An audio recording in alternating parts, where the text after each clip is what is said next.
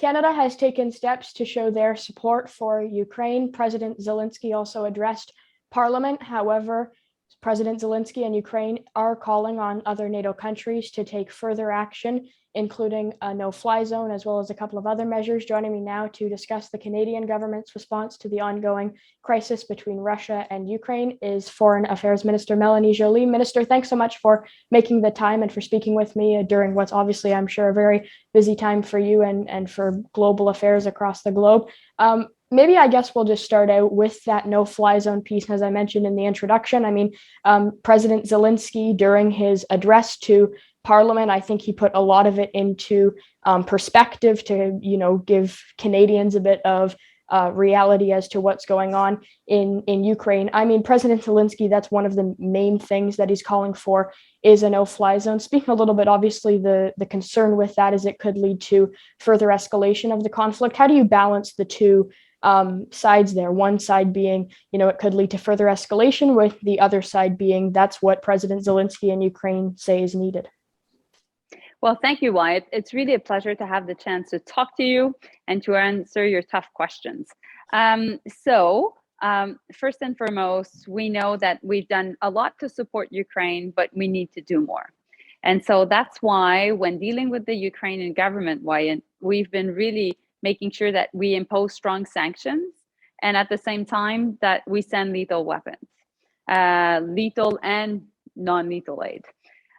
I know that President Zelensky has raised the question of no-fly zone, like you mentioned, but at the same time, NATO's position, and it is Canada's position, along with all the members of the alliance's position, is really that is a red line that we can't cross. Now, we know we have to do more to support Ukrainians when dealing with their own airspace. We know that many different weapons, including drones, are really important to make sure that they're able to counter the Russian aggression through the airspace. And so that's why also we're providing important cameras to be on the drones that are so helpful to Ukrainians while they're dealing with this outrageous invasion.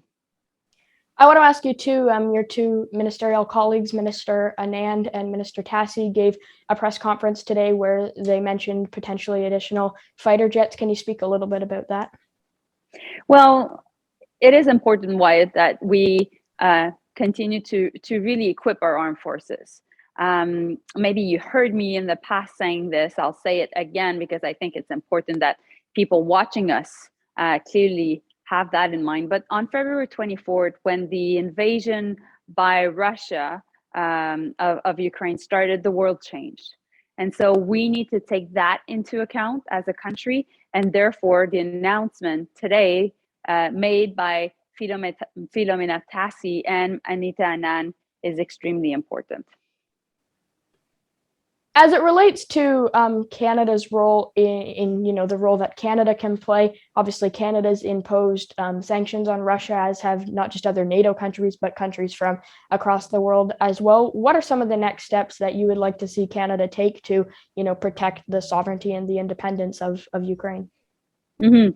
Well, we'll continue to impose sanctions. There will be more sanctions coming up. We are working with our G7 countries to coordinate these sanctions. I'll be going to the G7 next week because it's important that we continue to work together. Meanwhile, also, we're really helping Ukraine by either isolating Russia diplomatically, or again, by really making sure that we take a leadership role, Wyatt, on the international level. So I'll give you an example. What we said is that we need to make sure that there would be more accountability against those who are committing war crimes and crimes against humanity in Ukraine. And so that's why Canada decided to petition the International Criminal Court, which is that body which will investigate what's going on in Ukraine, and then will be able to prosecute people that are committing these crimes. So this is something that I'm working day and night on right now. I want to go back to the more accountability piece that you mentioned. How do you make sure, obviously, Russia's committing this invasion to, as I mentioned in my last question, to what is supposed to be a sovereign and an independent state? How do you make sure that Russia can be held accountable and that, we can protect other democracies and other independent and sovereign countries from allowing Russia to do what they've done to Ukraine? Well, that's the question that is on every single foreign minister's mind, and I would say prime minister and president's mind in the Western world.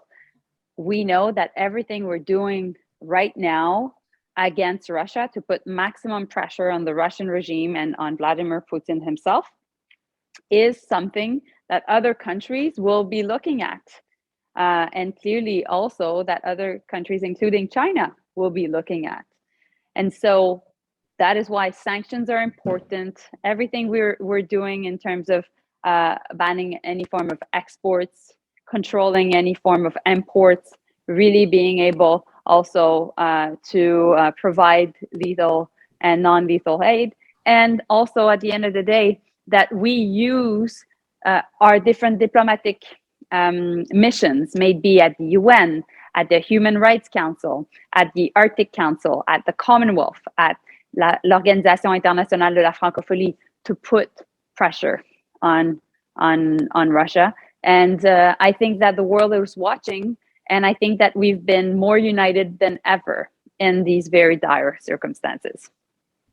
How do you take action against Russia when you have Russia a part of the UN, for example? Well, for example, when I was in Geneva at the UN Human Rights Council, Sergei Lavrov, the Minister of Foreign Affairs, my counterpart, started talking, and there was an entire walkout. So we were more than 100 diplomats that left the room. So that's an example. The other one also is the very important UN vote that happened at the General Assembly in New York, where 141 countries decided to vote against Russia, condemning the Russian Federation for their outrageous invasion of Ukraine. And so, meanwhile, we're doing that through different UN organizations, but also I'm having calls with my counterparts from different countries pretty much every day, Wyatt, to make sure to understand their perspective, but also to put pressure to make sure that we continue to have a united front against Russia. Okay, that is Foreign Affairs Minister Melanie Joly. Minister, thanks so much for making the time, as I mentioned in the introduction, as to what I'm sure has been a very busy time. So thank you again.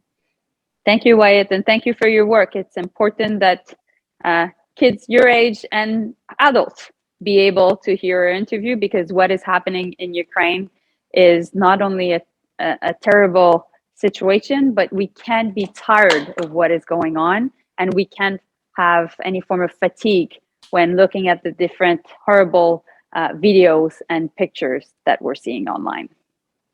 Thank you so much, Minister. Bye.